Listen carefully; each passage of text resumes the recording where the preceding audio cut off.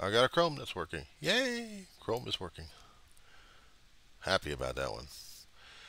Evening, fellow zombies, or shall I say morning, fellow zombies. Are we emotionally deprived and sleep screwed up, or are we sleep deprived and emotionally screwed up? That sounds about right for me anyway, in all cases. This is your zombie out here. We were John C. of Roseman, California, doing the diary of the griever named John Weaver, which is me. Yeah, what's going on, guys? Okay. I posted very little on the public, but I've been also busy with other things that I've been posting on unlisted. I wanted to talk about a few things that I came across, and this is definitely catching me off my garden, off my game, but it's still in my territory that I had to respond to this one. Now, the zeros and ones of YouTube and Google are adept at pegging me for one thing or another. And if I'm focusing more on the topics that I normally deal with, which is grieving, mourning, but also politics, health, science, amusement parks, cruising, the system will take that into account while trying to figure what's going on with me. And the only thing I can tell it is I'm doing the best I can for right now. If it doesn't like it, what do you want me to say or do? But that being said, I'm also dealing with something that got me off guard. When I'm dealing with suicide, it's not the easiest topic to talk about, especially when people are so close to it. Even they have a hard time. They try to talk about it by almost dismissing it emotionally, but I know it's tearing them apart when they do talk about it. In my case, I came across something of that nature, and it caught me off guard when the zeros and ones flagged it, put me into it, and now I am trying to scramble like crazy where I've seen this guy's situation that they're talking about suicide. Now, I've talked about suicide in my videos. I've put it on the WIN files, as I call them. But this is something of a hard thing to deal with. There's a gentleman out there, name of Anton Debs, I think. I got my glasses cleaned. Dabs, D-A-B-B-S. He does his hiking and healing in Duluth, Minnesota. Well, shout out to Duluth, Minnesota. I watched a little bit of it, and then I had to respond. He's got 2 videos, and I haven't seen him fully on this one. I need to. I had an urgency to talk about this, to explain it and understand it. And this is not the easiest damn thing to talk about. Suicide, when you're talking about a voluntary cessation of life due to whatever circumstances that you're experiencing, it's never the easiest thing because there's always repercussions that we keep talking about. And the repercussions are what the family has to go through. You drop a stone in a still pond and you see the ripple effect. Well, that's your stone hitting the water during a rippling effect. You think you're going to be safe in that water, but not taking into account of the emotional effects that are happening afterwards and how we deal with it, how we cope with it. And I need to research on this particular gentleman here because it is important. Anybody who goes through the suicide situation and they're talking about it, I mean, if they're not going through it, but they know someone who is going through it that's close to them, a friend, family member, and it affects everybody around it. Think of it this way, and I tried to say this in my videos a lot of times. A Japanese Zen garden. Now, there are pictures on it on the internet. I've also been to one, and it's very quite serene. Right in the vicinity, actually in the facility grounds of a water reclamation plant. San Fernando Valley. Like I have told told people left and right. Let me show you what I'm talking about. Now, I assume, I don't know what they say about assumptions, but I'm going to assume it anyway. Either you use a smartphone or you use a computer of any sort, even a tablet. So I'm going to ask for you to go onto the internet search engine. I want you to do the Google search map on this one. I'm just going to type out the maps because I've already got the algorithm set in already. And it automatically sets up for my current location, but not for yours. So I'm going to ask something of you. I want you to look for San Fernando Valley, California. Now, for those who are on the West Coast and actually live in the San Fernando Valley, you know where you are. But for everybody else who doesn't, I want you to look at the Southern California area for me, and I just want to show something to you. Now, right now, I've got a general tight shot about the Southern California I'm looking at, from Santa Barbara all the way down to, where the hell am I looking at? Huntington Beach. I got it centered. But in that centering area is the San Fernando Valley. So I'm going to widen that shot. Now, as I said before in my videos, this was home for 38 years until I had to move out. Me and my fam. Alright, I'm going to show, and I'm going to bring you along, boys and girls. We're going to the 405 freeway that runs north through south. That made up and down. But there's a section over there. If you know the San Fernando Valley, you probably will be familiar and already made the connections concerning about the Japanese Zen garden and the water reclamation plant, which is located in the drainage basin called Sepulveda Basin. It is a green spot right next to the freeway. It borders, let's see, Victory Boulevard and Burbank Boulevard. There's a bus route that goes straight through it. What I'm looking for is a side street called Havenhurst. Or actually Woodley, one of those two. I can just get past there we are. So I've already got this greenage area that's right along the flight path of Van Nuys Airport. Okay, it is Woodland. Yay! I had it right.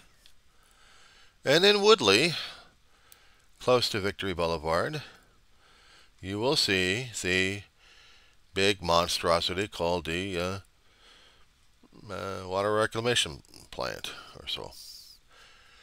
But I've already got a tag. It's called the Donald C. Tillman Water Reclamation Plant. But you've also got the Japanese gardens on the northwest area of it. Those who know the valley, you know where I'm looking at and you know what I'm talking about. For those who don't, a long time ago I had to make reservations with a friend of mine to see this place because I wasn't quite sure what it was. Never heard of it. I mean, I passed by the reclamation plant in my youth, driving up and down the area, maybe being a passenger. And I had yet to see this place. So a friend took me down there. I rode our bikes actually I think we'd taken a bus down that area. we would go through the main entrance, fill out the information necessary, and we would already have an appointment time because we had to make an appointment for this thing back then. I don't know if they still have it or not. We would hear stories about it, but we would also look at it. I mean, seriously look at the place. This is a spot, a photogenic spot for people to take pictures. Now, you're probably wondering what I'm trying to say and do at this point. Just feel me out for a little bit here, guys. It's a tranquil place that's constantly kept. It's not the water that gets to you. It's the sand sculptures that they have. And some of them you can actually see when you take other photographs of this place, because it is that beautiful. When they start doing ponds, not water ponds, but we're talking about cause and effect in their graphics. I started to see a bigger picture on that one. So it's better when you do a Google search on the images, actually.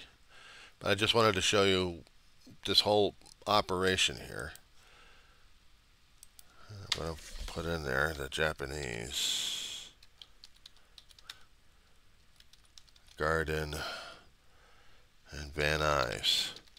And basically it is in Van Nuys. I mean, they have a problem in the San Fernando Valley of rewarding things left and right. But I'm going to the search area here so I can take a look at it. So I'm going into the images, and I wanted to see what I was looking at here. Because to me, it's a great thing for me to look at.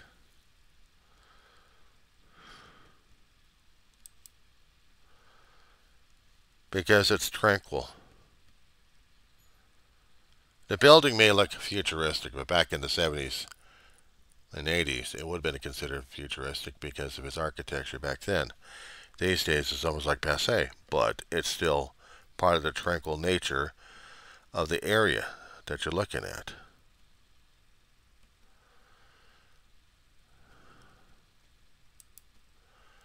I look at the pictures, and I am trying to see the same sculptures. Okay, you're still asking me, why? What's this all about? Cause and effect. Causality.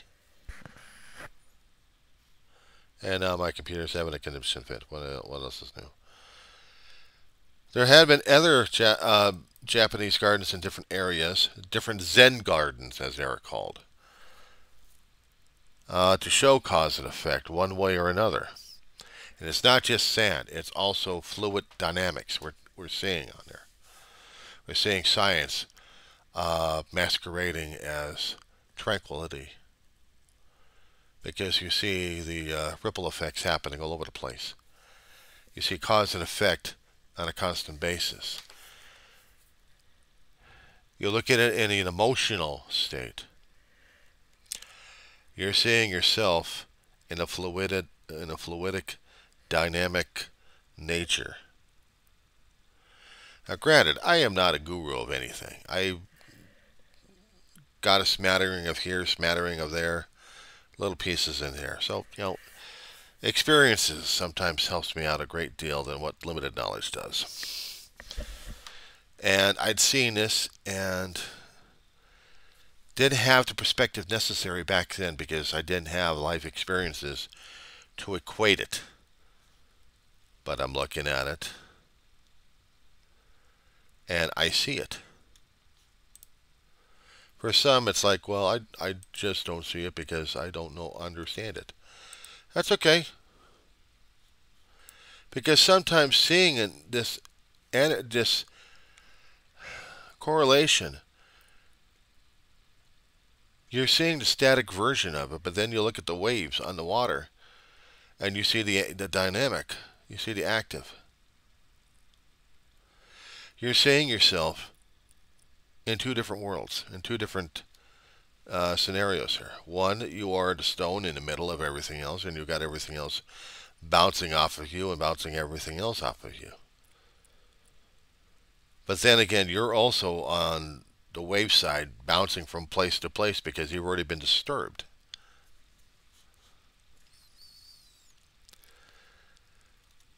I've always been disturbed by death, having gone through the process myself, so it's not fun. As a 4-year-old going through open heart surgery, it's not fun. It was practically driving me nuts all my life. But I never had the maturity or understanding or wisdom to look why and how things applied.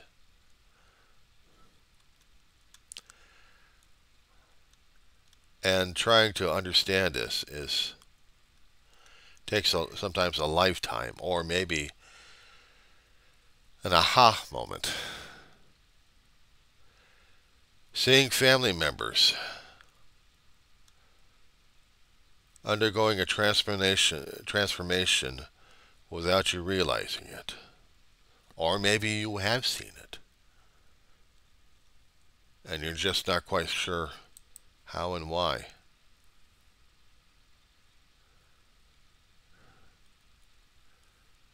The thoughts that roll through, the feelings that roll through, they are indescribable, depressing as hell, and it feels like it's absolutely worthless.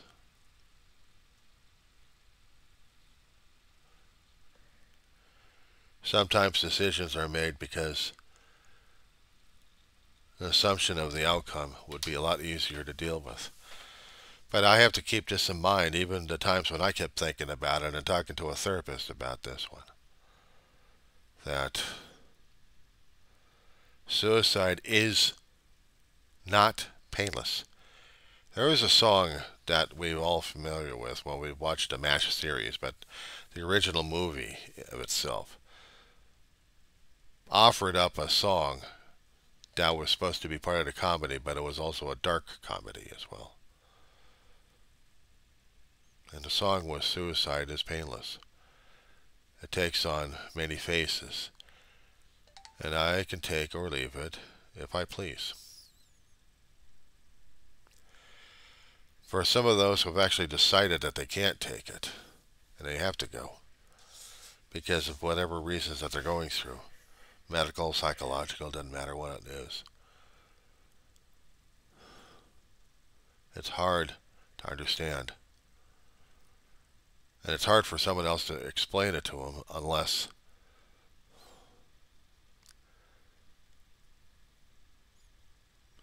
there's something that compels them to do so. But even the act itself is disturbing that tranquility that we actually have, that support, that structure. I have lost too many people and too many loved ones in my lifetime. Friends, family, pets. But they all leave a mark on me. They all leave a mark on everybody else who's been affected around them. And it doesn't matter if maybe a couple of them have been suicides. Death to me is still death, no matter who's doing the train ride upstairs or maybe downstairs. I'm not saying a lot of people are going downstairs. What I'm saying is I don't know what the outcome is after the mortal coil has already been shed. For me, I was lucky enough that I had open heart surgery. They were trying to work on it. And I died 3 times, and I was kept told it wasn't my time to die. My brother had written a letter to the doctor, and the doctor saved the letter and gave it to my mama. And she held on it for 4 years until she passed away. My brother and I read the letter, and we really had a major cry on that one.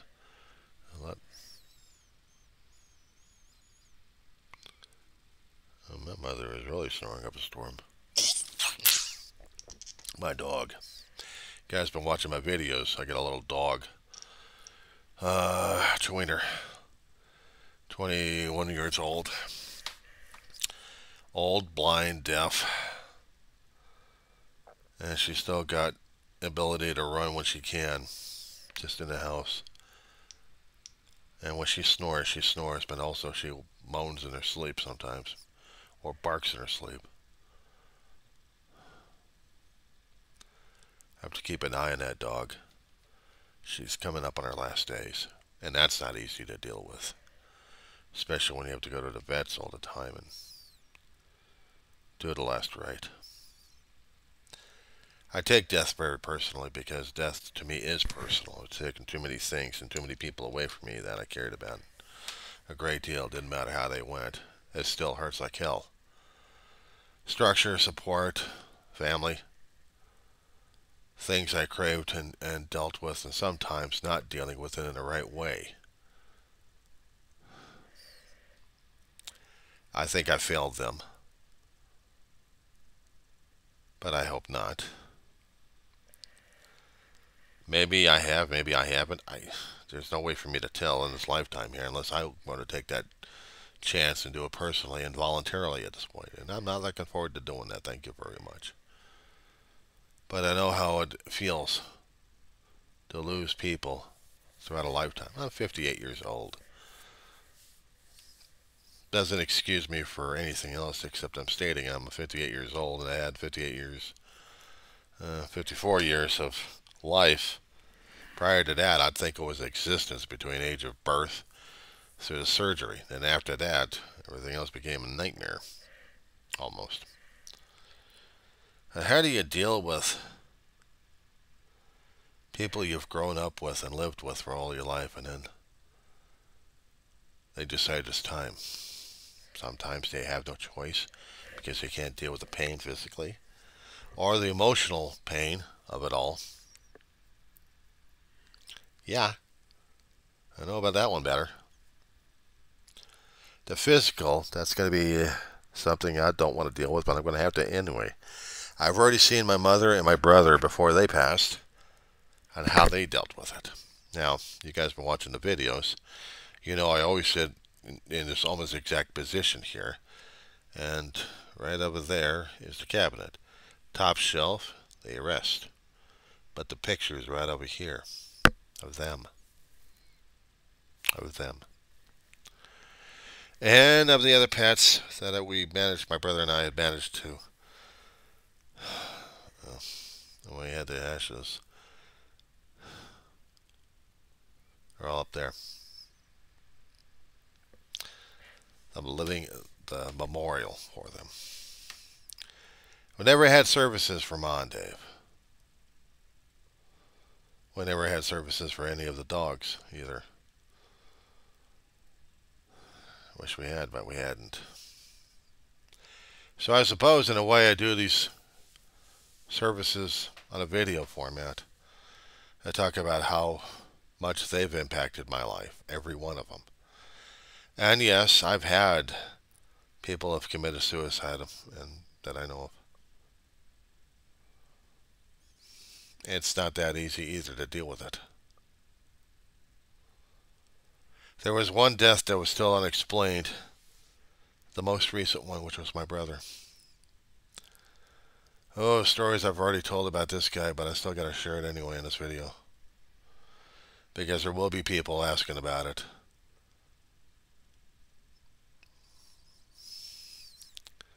I've been my brother's caregiver ever since I was a young kid. I'm the youngest, but somebody had to watch his ass. My brother was the guardian. He would also get himself into trouble sometimes. But he also kept trying to keep me out of trouble and got himself in danger with Ma all the time. I was an accident-prone kid. Broke the elbow at the age of 7 years old. Broke my face a little earlier than that. Got him hot water with Mama. That's for darn sure. That's for darn sure. If you guys happen to see anything out of the ordinary, like things crawling around this place, don't worry about it. It's just it's a cockroach war I've been fighting for about 2 years already in this place. Just want to let you know. So you're not freaking out or anything. There's no special effects on this one. Except if you want to call the little critters special effects anyway. I like to get rid of. Tiny and larger. Little monsters. But how do I compare my brother to a cockroach? I can't. I just talk about him.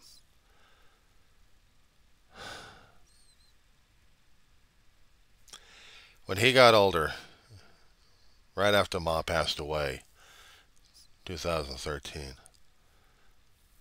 we struggled. We struggled with the emotions. We struggled with the grieving. We went to a lot of support meetings. And we had to keep going to support meetings because that was the only thing that kept us going. And my brother would not grieve openly and in public, and not even with me at the time. When we got the notification from the doctors, my mom was in the hospital and dying. I think that, let's see, signing the paperwork, we grieved in the car. When we got the notification from the doctor on the phone, we was in worse. It was worse. It was really worse. But after that, my brother would not grieve out and openly, and I didn't know how to handle it either. I did a support video about her. Her entire life was, slideshow with music on it. I'd seen how it's done. I decided to do it for Mama. I showed my brother the work. It moved him so much, he gave me a warning on this one. Said, "John, it's excellent. Don't ever show it to me ever again." He didn't want to deal with it. He really held on to his grief and pain for a long while until he passed. Right after he reached the age of 60, he got trans-ischemic attacks going on in his head.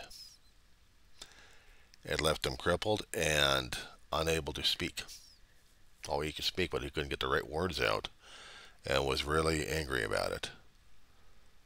So, night before he passes, he was already at the hospital, dealing with his blood sugar going hell in a handbasket. They got it stabilized, but he came home with a slight infection. Next thing I know, about 3 hours or 4 hours later to sleep, he's waking me up and saying, "John, I can't breathe," in clear English.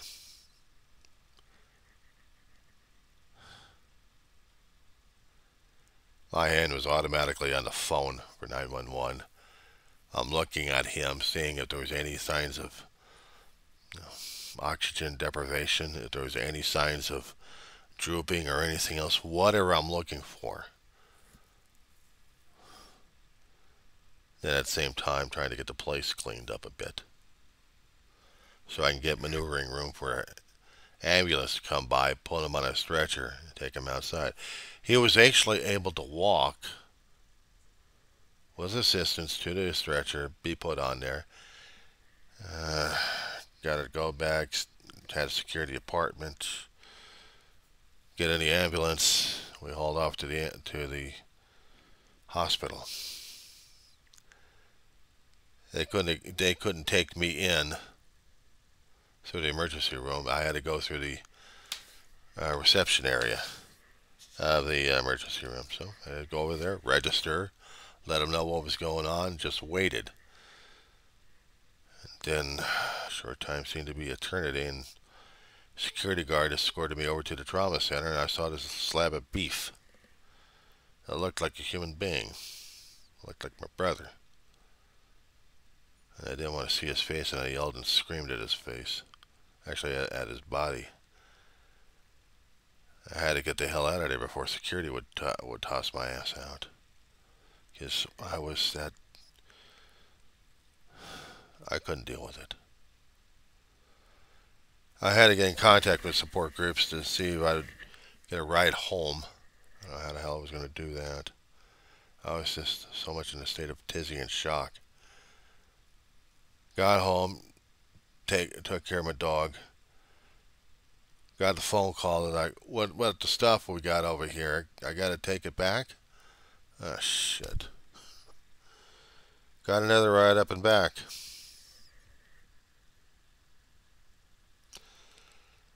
And for about a week, it was numb. I couldn't cry because then I had life hitting me upside the head on this one and hitting me in the gut. One thing after another after another. And those things had to take the emotional focus. Those things were the priority at that point. But when there was a lull, when there was an actual lull,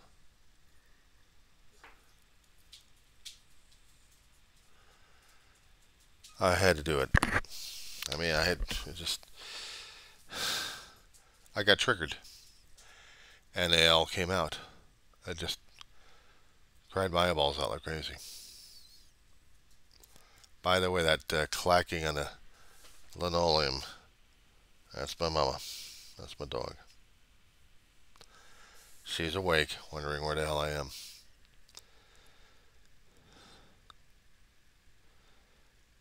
I really do need to review the other two videos to see what the story was.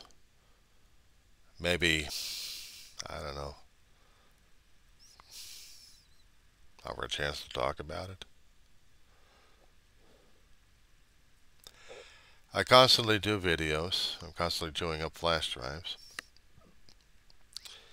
I'm also, as I've said before in my other videos, I see a therapist and a priest, or actually a reverend. I need the support necessary to deal with a lifelong pathway of mourning, grieving, and dealing with life on life's issues. Because all this stuff I had to deal with growing up through the age of where I was losing my immediate family, my mother and my big brother, well, I had to hold everything else in because big boys are supposed to do that until I lost my aunt and I lost Dave, and I've lost a special friend of mine and another dog that I actually had prior. It all took a toll. I'm still feeling it. I'm still dealing with it. I discovered my own routines have already changed so much that I don't know what the hell I'm doing anymore, to tell you the truth. Or how I'm dealing with it. I'm just dealing with it. That's all I can do, is deal with it. Because there's no set guidelines, there's no set book on this one, unless somebody else is trying to make a profit off of somebody else's misery or their own misery. Well, that's on them. Me, I don't do it for profit. I do this to get the story out, to understand, and to tell other people, yeah, I feel your pain. I know it. It hurts like hell. It's like taking your heart out of your chest, putting it into a Cuisinart and having it grind while you're feeling a beat. Painful, isn't it? I said that starting off when that pain was hitting me hard. I'm telling people it's like a Cuisinart on me.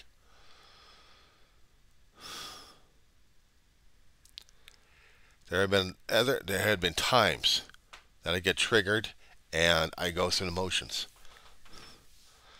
Discovering throughout the years, I mean, Ma's been about, oh God, it's been about 2013. We're talking about 11 years from Mama. Her death was in February of 19th. Big Brother was on September 8th of this year. We just already passed it already. And he'd already reached the 60-year mark on that one.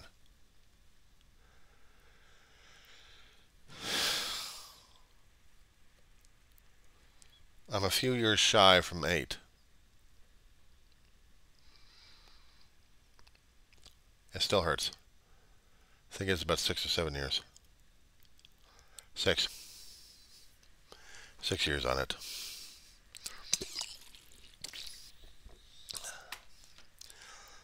This is not the easiest damn video I've made, but it's necessary to talk about it. But as I said before, I've been talking about it a great deal, and other things I've been talking about on my channel. talking about politics. I'm talking about other things that interest me at this point over here. But for me, this is necessary for me to keep talking about it because I don't want to lose the memories. I don't want to lose the intention and the meaning of this channel for me. Originally, this was an emotional lifeboat. I've kept doing podcasts for myself and videos to keep my sanity going, if there is anything left. And if I am going through the feelings, I need it charted. I need to have a record. Breadcrumb trails. If I'm going over that edge, there's got to be a story telling people how and why it happened. How many times have we come across stories ourselves, or our own personal stories, where the person's going through that final pathway, that suicidal path? What was not talked about? What wasn't discussed? What was the trigger? And what was the continuing avalanche on this thing? And what was the final break? What was the final straw on this one? See, there has to be a trail. There has to be breadcrumbs on this one. Even if it seems innocuous, there had to been. And I have to keep it on myself. I have to keep focusing on myself to show people what's going on. Guess they wonder what the hell's going on with this kid. How come I just suddenly keeled over and died? There had to be something on record. Because maybe somehow it'll help somebody else out. Maybe it'll help others who have already gone through the process. I don't know. But I feel motivated to talk about this thing. And a copy of this one's going over to my therapist and also to my reverend. Because those are the only people I can trust right now as it is. I mean, I could post a story out there in public. But this is still going out there for them. Because I want them to understand why the things I'm doing and what the things are and what was the motivations of it. Now, they both know I'm suicidal. I had the thoughts. But the thing is, I still make the choice of not doing it. Because I've already been there as a 4-year-old. And a 4-year-old's perspective is a hell of a lot different than an adult perspective on the damn thing. And some people may enjoy the experience. I don't. But I know the energy level dealing with it. I've experienced it. It's sensory overload. For a squishy brain like ours, it can only deal with the information that is presented by our senses. But when you have that extra energy coming in from a source,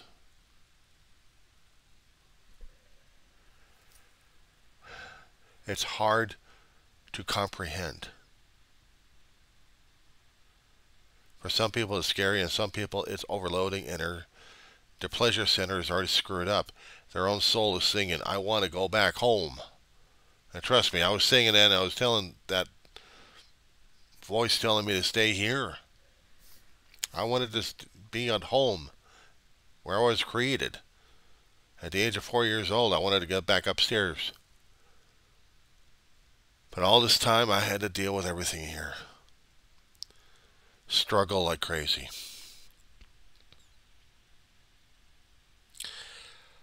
I feel for them. I feel for those who've actually lost people by voluntary or involuntary choices. It doesn't matter. We're still going through it ourselves. It hurts. And it will constantly kill us. Well, hurt like a son of a bitch anyway.